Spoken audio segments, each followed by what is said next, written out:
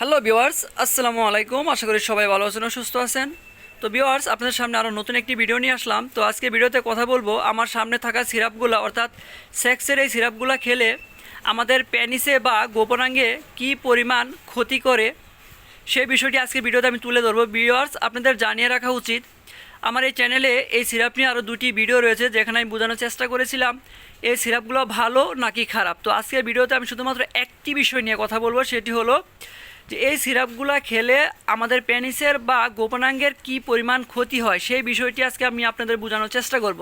আর আপনাদের সাথে কথা বলছি আমি ডিপ্লোমা ডাক্তার মোহাম্মদ তারক ইসলাম, মেডিসিন স্পেশালিস্ট। ভিউয়ার্স, মূল ভিডিওতে কথা বলার আগে আপনাদের কাছে একটা অনুরোধ, যদি আমার এই ভিডিও আপনার কাছে ভালো লাগে তাহলে অবশ্যই আমার এই চ্যানেলে সাবস্ক্রাইব করে আমার পাশে থেকে সহযোগিতা করবেন।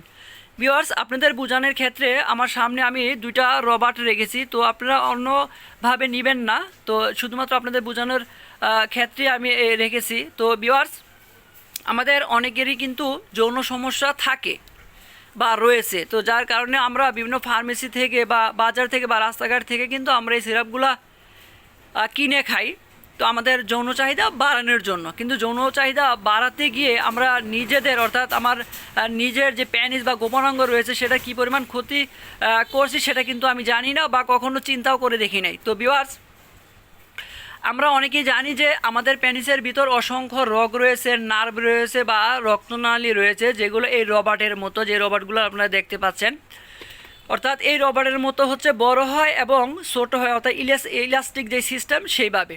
তো ভিউয়ার্স, এটা আল্লাহ প্রদত্ত, আল্লাহ সিস্টেম করে দিছে। যখন আমাদের শরীরে উত্তেজনা আসে তখন সেই রগগুলো বড় হয়, আবার যখন উত্তেজনা কমে যায় তখন আবার রগগুলো ছোট হয়ে যায়। তো ভিউয়ার্স, আপনারা একটা জিনিস খেয়াল করুন যে আমার সামনে থাকা দুইটা রবার্টের মধ্যে একটি রবার্ট বড়, একটি রবার্ট ছোট। তার কারণ কি ভিউয়ার্স? কারণ হলো যে একটি রবার্টের উপরে অনেক বেশি প্রেশার পড়ছে, আরেকটি রবার্টের উপর বেশি প্রেশার পড়ে নাই।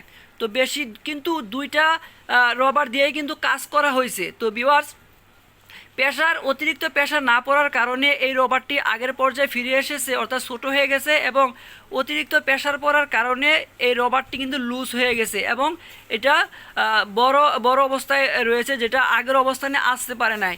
তো ভিউয়ার্স, ঠিক অনুরূপভাবে আমরা যখন পুরো একটি সিরাপ খেয়ে ফেলি তখন কিন্তু আমাদের গোপনাঙ্গের যে রগগুলো রয়েছে এগুলো কিন্তু অনেক বেশি শক্ত হয়ে যায় বা অনেক দাঁড়িয়ে যায়।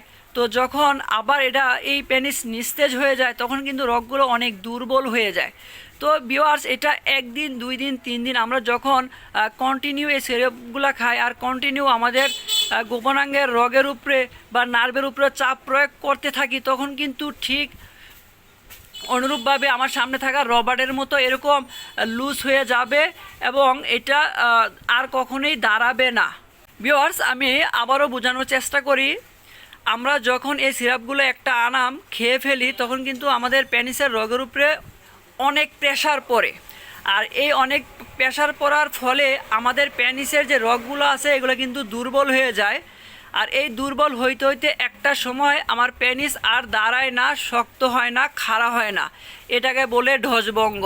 তো ভিউয়ার্স, আপনি যদি এই সিরাপগুলো কন্টিনিউ খাইতে থাকেন তাহলে কিন্তু আপনার পেনিস একটা সময় আর দাঁড়াবে না, খাড়া হবে না, শক্ত হবে না, সেই সম্ভাবনা কিন্তু রয়েছে।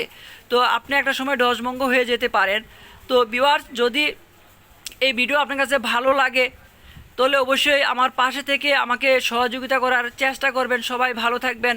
যদি আপনাদের কিছু জানার থাকে তাহলে অবশ্যই কমেন্টে জানাবেন, আমি রিপ্লাই দেওয়ার চেষ্টা করব। আসসালামু আলাইকুম।